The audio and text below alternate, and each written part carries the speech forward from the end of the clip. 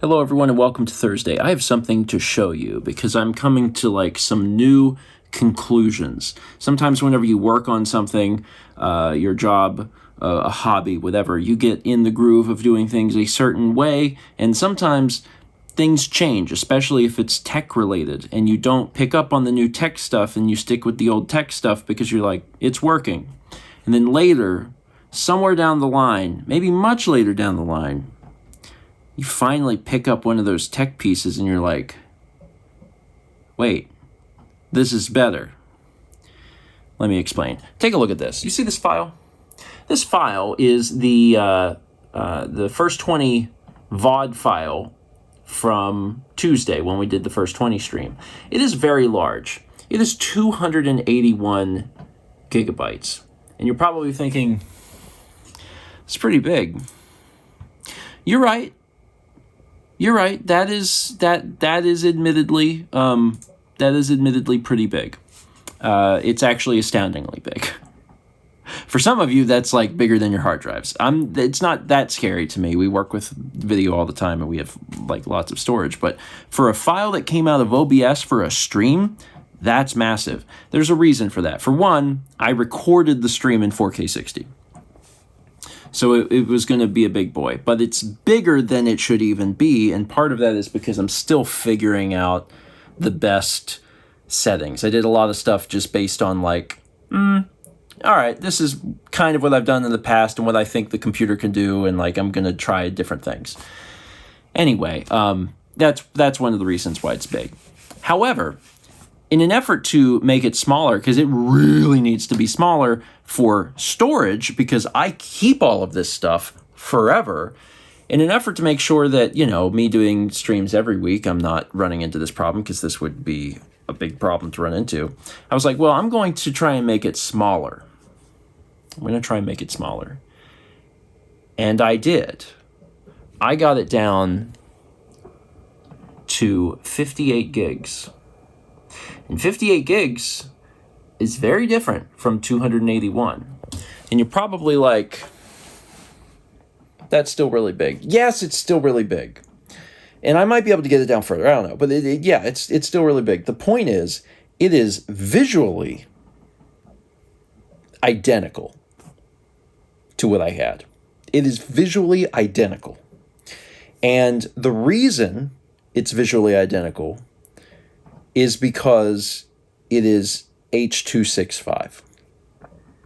I have been working with video for a long, long time, and the standard for video that is going on the web has been H.264 for a long time.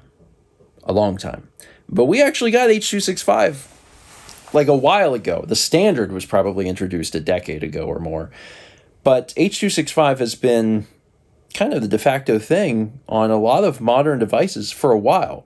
Your phone probably shoots H.265. They may call it something else. They may call it HEVC, like in the iPhone, but it's H.265 video. So this is a normal thing. Modern computers have ways of decoding this quickly, efficiently.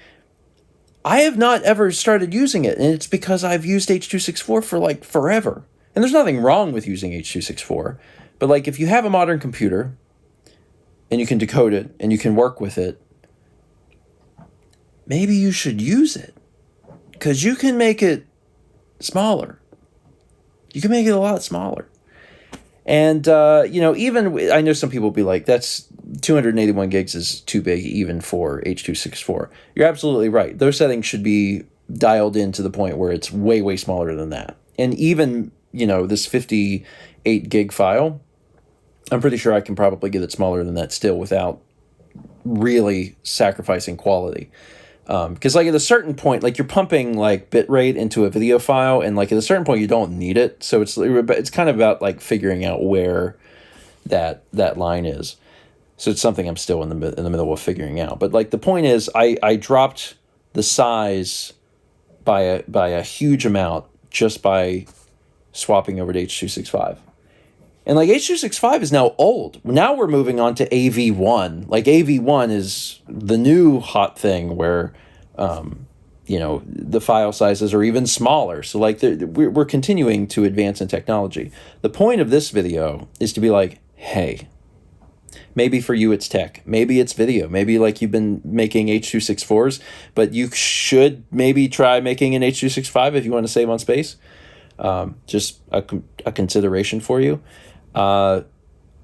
Maybe it's something else in your life. Maybe there's like, I don't know, maybe you're into knitting and there's a new knitting technique or so, I don't know. But the point is, it never hurts to take a step back from the way that you've been doing things for a long time and be like, what's over there?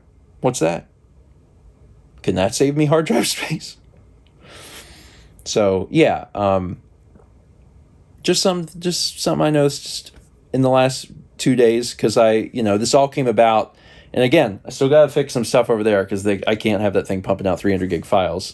Dan would kill me for one, but so because I had to get this smaller for storage purposes, I was like, I want to look into some things. So I still have a lot more experimenting. I'm probably going to be doing experimenting over the course of the next few weeks. Every time I stream, I bet I'll be changing something over there to try and like figure out a little more pinpointed, like how I can get things to come out just how I want them, so I don't have to transcode anything. But yeah, this is an interesting test, an interesting revelation. So yeah, think about that in your own lives. It's probably not related to video, though it could be, but. Yeah, think if there's something new or an alternative way or something that you didn't know about, and research it. It might make your life just a little bit better, and God knows that we could all benefit from that. Thanks for watching. Let's meet back tomorrow, shall we?